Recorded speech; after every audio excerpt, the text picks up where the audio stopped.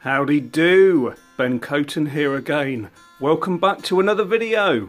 And in this video we are taking a first look at my new Gibson SJ-200 historic collection. And there she is, or he, because I've decided to name him Barney, because of a reminder from the guy who I bought it from, that sold it to me. So there we are, and there the guitar is standing next to the case.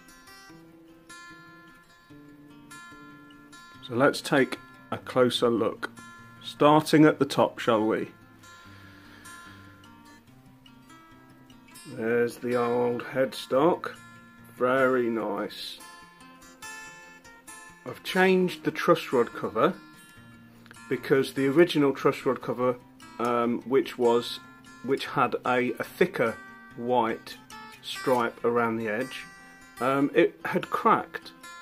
So I kept the original screws, which are gold, and changed it for another truss rod cover, and I think it looks a bit more stylish. Not 100% perfectly true to how they were originally, but I think we're still on to a winner. At least it's more stable and won't fall off, and I'll still have to buy a new one anyway. So there we are, that's the headstock. Mother of pearl inlays to the Gibson logo and the crown symbol there. Gold posts on the tuners. Vintage specification colour. In certain colours it looks a bit green, the tuning pegs, but they don't look too bad now. We have a bone nut there, very nicely set up. Mother of pearl crown inlays on the fretboard, which is rosewood. I'm not sure what kind of rosewood it is, because there's not very much information out there on the interweb and other places about the historic collection. So I don't know whether it's Madagascan rosewood or Indian rosewood, but it's a very nice figured rosewood. Very smooth frets. Very nicely finished off on the edges as well. I cannot tell of anything on the edges there. The binding does go, let me just try and zoom in there. The binding does go over the edge of the frets, which I quite like actually. And as you can see, the mother of pearl there, shining in the sunlight. Moving down, the back and sides are maple, flamed maple. A lovely, thick, vintage style pickguard. And apparently one of the things that I do know, very limited things I do know about the historic collection, is that they were built to 1950s specifications. So all the things that people love about the SJ-200, or even the J-200, which it later was named, they should have all the accoutrements on them. A brilliant moustache style bridge with 4 bars of mother of pearl and 2 circles of mother of pearl. A bone saddle, and when I got this guitar it came with plastic bridge pins, which, what's going on there? I have no idea.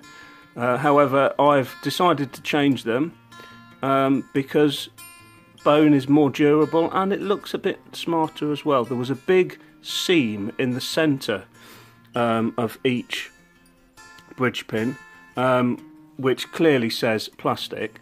So you know that's not a good sign. Rosewood bridge, and there's two pickups, I believe, in this.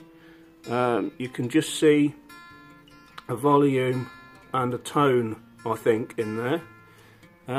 One pickup under the saddle, and the other pickup is a microphone that picks up the sound of the guitar itself. Moving on to the back now.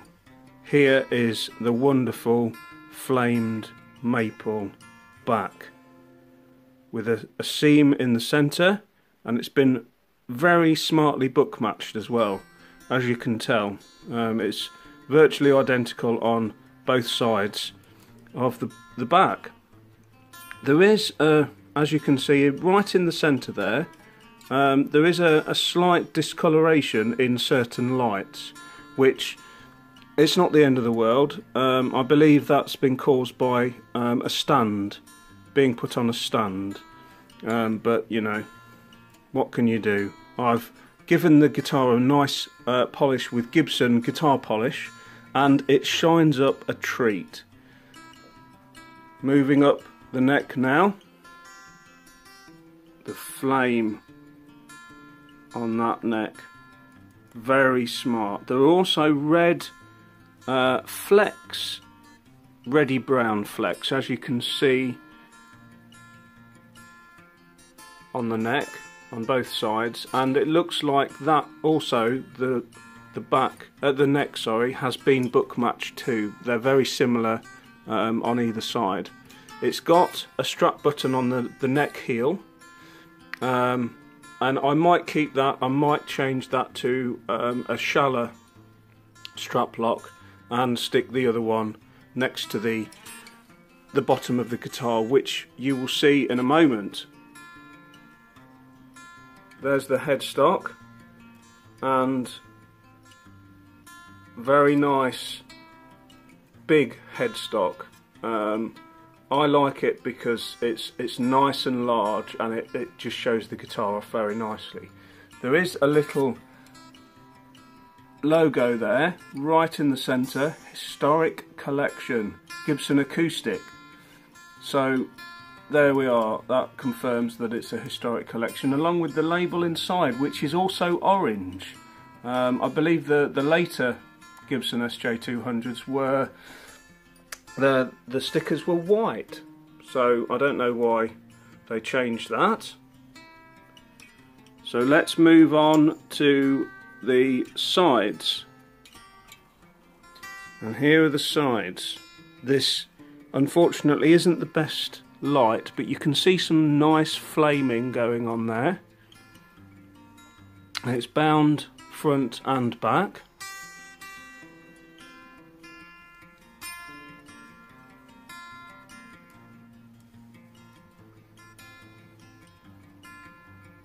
Moving on to the other side.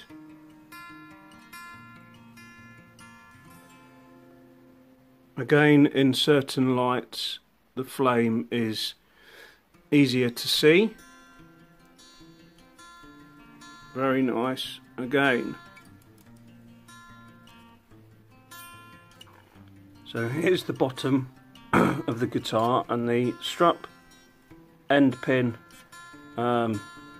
combined with the input jack is there, and if I put shallow strap locks on, the other one will be very close to it, because the reason I put another one just there is that the input jack combination sometimes comes loose and can damage, can get damaged and damage the guitar. So that's not the best thing. So in order to combat that little situation, I'll stick another strap lock there. But it's very, very nice. As you can see, with it laid down on my sofa bed, you can see the flame on that neck there, and it's just a dream.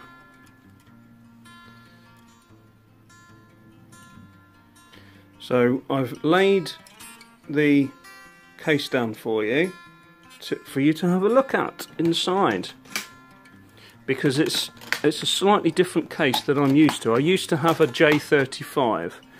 If you'd like to take a look at those videos, please do so. They are on my channel too. So looking inside the case, the lining is royal blue, dark blue, and it's nice.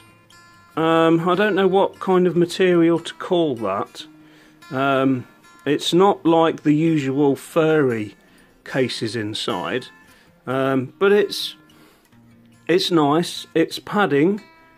It does protect the guitar, and there's the maker's mark. I believe when it focuses.